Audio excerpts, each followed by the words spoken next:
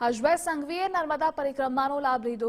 રામપુરા ખાતે રણછોડજીના દર્શન કરી પરિક્રમાની શરૂઆત કરી। પરિક્રમા દરમિયાન ભંડારાની મુલાકાત લીધી।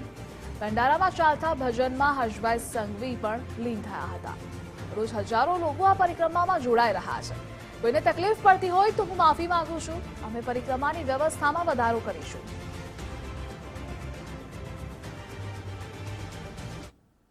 ચારેય દિશામાં હજારો ભાવિ ભક્તોના મુખમાંથી એક જ નારો ગુંજી રહ્યો છે, નમામિ દેવી નર્મદે।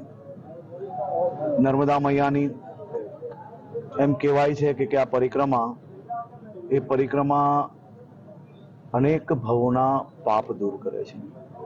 આ પરિક્રમા આ વર્ષો વર્ષના રેકોર્ડો તોડી નાખ્યા છે।